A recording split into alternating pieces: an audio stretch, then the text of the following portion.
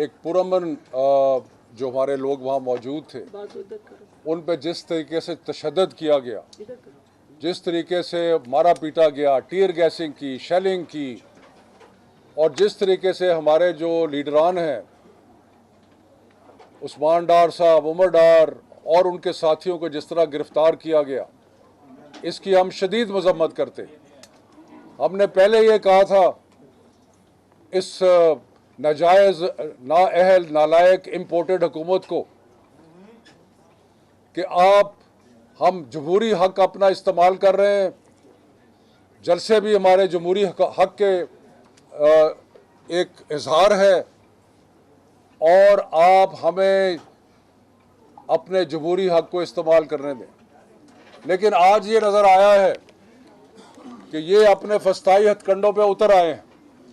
ये नज़र आया है कि ये ख्वाजा आसिफ जो डिफेंस मिनिस्टर है, ये उसके कहने पे जिस तरह इंतज़ामिया ने तशद्दुद किया है, इसकी हम पुरजोर मजम्मत करते हैं। आपको इस वक्त नज़र आ रहा है किस तरह अवाम जो है सियालकोट के बफरे हुए हैं।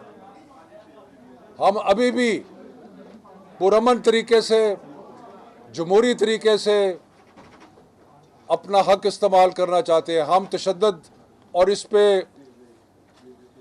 इसकी तरफ नहीं बढ़ना चाहते। लेकिन अगर आपने ये हथकंडे इस्तेमाल किए तो फिर हमें लॉकडाउन करना पड़ेगा, फिर हमें पहिया जैम करना पड़ेगा। सो हमने पहले भी आपको ये कहा है और अब फिर कह रहे हैं कि होश के नाखुन लें। और जो कल हुआ है सियालकोट में, ये बिल्कुल नाजायज़ था। उससे दोपहर तक सारी चीज़ें तय हो गई थी। इस ग्राउंड के बारे में भी जहाँ जलसा कर रहा था इमरान खान साहब ने, उसके बारे में पूरी एग्रीमेंट हो गई थी, और कोई किसी किस्म की रुकावट के बारे में हमें नहीं कहा गया था। लेकिन उसके बाद रात के 3 बजे जिस तरह तशद्दुद किया गया, जिस तरीके से एक नहते लोगों को मारा पीटा गया, ये शर्म वाला मुकाम है। पर ये हमें रोकेगा नहीं। जलसा होगा और हर सूरत होगा। और जलसा जो है आज शाम को VIP क्रिकेट ग्राउंड में जलसा होगा, और वहाँ जो जितने भी सियालकोट के शहरी हैं और जितने भी हमारे बाहर से आ रहे हैं, उनको ये कहें, उनको कहा जा रहा है कि cricket ground, VIP cricket ground में आएँ और अपने जमहूरी हक का इजहार करें।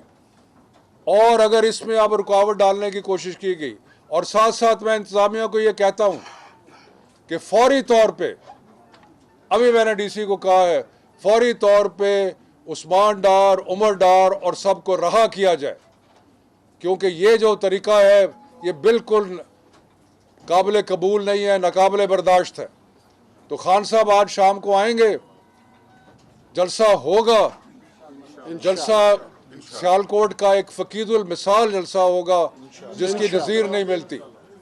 तो इसलिए जितने भी शहरी हैं सियालकोट के, वो आएँ। और मैं सारे अपने साथियों को कहता हूँ जो यहाँ पे कई हज़ारों की तादाद में इकट्ठे हैं, मैं उनको कहता हूँ कि हमारी अभी भी कोशिश है कि हम इसको पुरअमन तरीके से मसाइल का हल करें। हम पुरअमन तरीके से अपना जो एहतजाज है वो जारी रखेंगे, और ये पुरअमन तरीके से हमें इसके अंदर मुखिल ना हों। हमारा क्या है, हम ये समझते हैं कि कौम जो इस वक्त जिस बहरान में है, जिस वक्त एक शदीद सियासी बहरान है, एक शदीद मुआशी बहरान है, इन बहरानों से निकलने का एक ही तरीका है। और सारी दुनिया में जो जमहूरी ममालिक हैं वहाँ पर ये तरीका आपको नज़र आता है।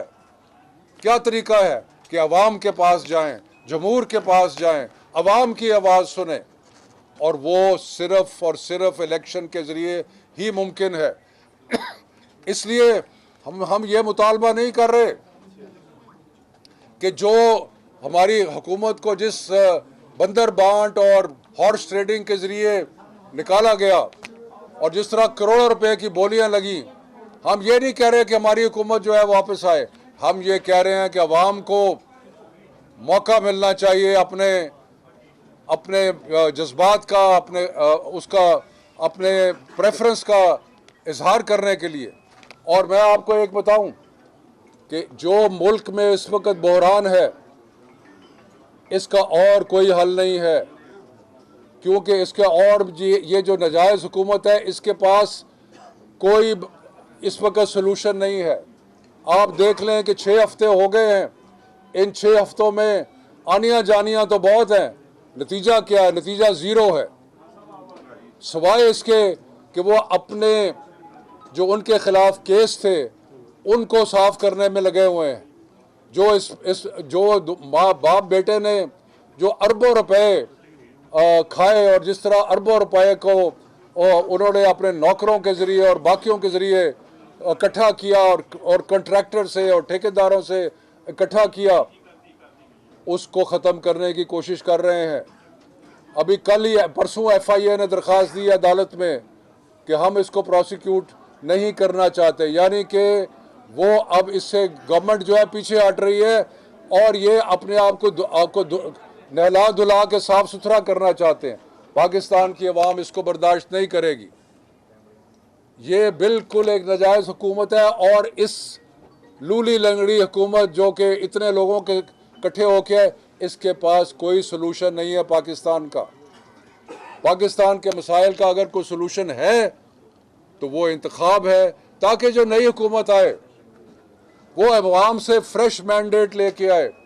जब वो अवाम से फ्रेश मैंडेट लेके आएगी तो उसके पास टाइम भी होगा, उसके पास ताकत भी होगी कि वो सारे पाकिस्तान के मसाइल जो हैं उनको हल कर सके। लेकिन अगर ये ना किया गया तो बहरान ख़त्म नहीं होगा, बहरान मज़ीद शदीद होगा। ये जो तशद्दुद और मारपीट और टीयर गैसिंग और अरेस्ट हैं, क्या इनका ख्याल है कि इससे को मामला ठीक हो जाएंगे? क्या मुआशी बहरान तहरीक इंसाफ के कारकुनों को गिरफ्तार करने से दूर हो जाएगा? क्या सियासी बहरान जो है वो तशद्दुद और टीयर गैस और शेलिंग करने से ठीक हो जाएगा? कुछ होश के नाखुन लें, को पाकिस्तान का सोचें। और एक ही तरीका है, और हमारी जितनी जदोजहद है वो सिर्फ एक पुरअमन जदोजहद जो है वो सिर्फ एक ही नुक्ते पे है, इलेक्शन का ऐलान किया जाए।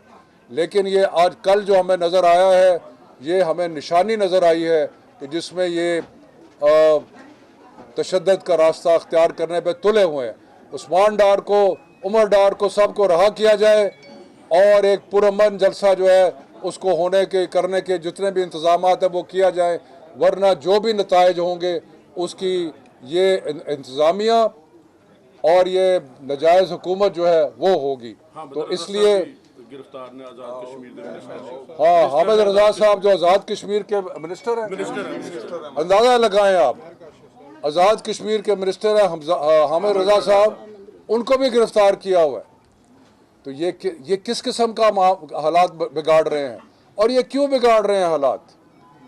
क्या चाहते क्या हैं आप हालात बिगाड़ के, क्या करना चाहते हैं? तो मैं ये कहता हूँ कि होश के नाखुन लें, ये हरकतें और ये हथकंडे ख़त्म करें। हमारी जो पुरअमन जदोजहद है उसको पुरअमन रहने दें, वरना वो आपके कंट्रोल में नहीं रहेगी। चौधरी साहब, बहुत शुक्रिया। चौधरी साहब को मैं आपसे ये अर्ज़ करना चाहता हूँ कि आज क्राइम मिनिस्टर की और पंजाब के वज़ीर आला की अदालत में पेशी थी, और वहाँ पर ये दरख्वास्त पेश की क्राइम मिनिस्टर ने कि मेरी कमर में दर्द है, मैं अदालत में नहीं हाजिर हो सकता। लेकिन वो आज से 3 दिन पहले पूरी जराइम पेशा काबीना को लेकर लंदन यात्रा के लिए एक मफरूर और मुजरिम और एक ऐसा फर्द कि जो जाली बीमार है उसके पास लेके गए, और पूरी कौम की तजलील उन्होंने करवाई, बेतौकीर करवाया पाकिस्तानी कौम को। दूसरी बात मैं ये अर्ज करना चाहता हूँ, और ये राना सनाउल्लाह सुन ले, मैं तुम्हें मुखातब करके कह रहा हूँ कि आज इस प्रेस कॉन्फ्रेंस के 1 घंटा अंदर अंदर हामिद रजा को, उमर डार को, उस्मान डार को रिहा करो। मैं अपने कारकुनान का तुम्हें मैसेज दे रहा हूँ, मैं डिप्टी कमिश्नर को कहता हूँ, तुमने 3 MPO लगाई है, तुमने लगाई है, और मैं तुम्हें कहता हूं ये कारकुनान का पैगाम है। हम जितना भी हमारे सदर ने आपको कहा हम पुरअमन हैं, लेकिन पुरअमन रहेंगे हम उस वक्त तक जब तक तुम पुरअमन रहने दोगे। इससे पहले कि इमरान खान के कदम सियालकोट की सरजमीन के ऊपर आए, सियालकोट के सपूतों को रिहा करो, वरना सारा जलसा जहां पे तुमने उन्हें रखा हुआ है वहां पे मैं ऐलान करूंगा जलसे पे कि सारा जलसा उस तरफ चल पड़े।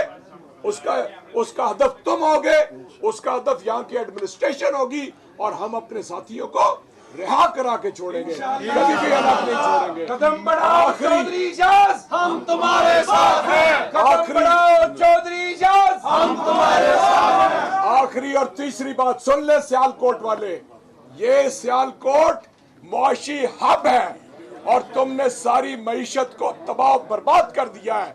इसीलिए तुमने सियालकोट के अंदर बदअमनी फैलाई है। यहाँ की सारी कारोबारी बिरादरी, यहाँ के सारे इंडस्ट्रियलिस्ट, यहाँ के सारे एक्सपोर्टर्स तुम्हारे ऊपर लानत भेज रहे हैं कि आज तुमने सियालकोट की जायज क़यादत को और वो जो वेंटिलेटर ख्वाजा वेंटिलेटर है उसको भी मैं मुतनब्बे करना चाहता हूँ कि तुम बाज आ जाओ, वरना तुम्हें भी घसीट कर हम ड्रामा वाला चौक में लाकर तुम्हारा एहतसाब करेंगे। बहुत शुक्रिया जी।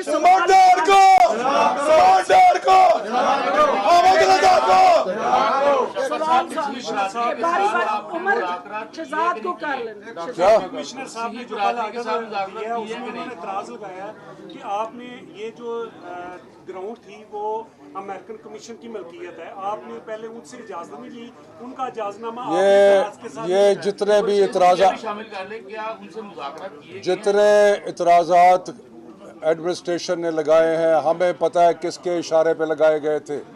हमें पता है कि ख्वाजा आसिफ बैठ के वहाँ से इशारे दे रहा था और उसके कहने पे ये हुआ, वरना इससे पहले वहाँ पे क्या पहले कभी जलसा नहीं हुआ, क्या फंक्शन नहीं हुआ? और फंक्शन तो होते रहे ना वहाँ पे, लेकिन ये जान के किया गया, ये डिलिबरेटली किया गया और ये सिर्फ और सिर्फ एक महाजराई की कैफियत पैदा करने के लिए किया। हम अभी भी कह रहे हैं कि इस महाजराई की कैफियत को ख़त्म करने का एक ही तरीका है, जैसे चौधरी साहब ने कहा, हमारे जो लीडरान हैं उनको रहा किया जाए और उस्मान डार को, उमर डार को और साहबजादा हामिद साहब को फौरी तौर पे रहा किया जाए और ये बहाने बनाने जो है ये बंद करें। ये सिर्फ बहाने हैं कि जी पहले ये नहीं हुआ तो पहले वो नहीं हुआ। मेरी बात सुने, 10 दिन से ये मसला डिप्टी कमिश्नर के पास था, डिप्टी कमिश्नर अंधा था, उसे पहले नहीं पता था, हर रोज कह रहा था कि जाओ इंतजाम हो गया अब जलसा करो। पहले क्यों नहीं उसने कहा? उसे कानून का पता नहीं था। ये बात चलो एक जलसा जो है 7 बजे, जलसे का टाइम जो है वो 7 बजे होगा, 7 बजे आज शाम 7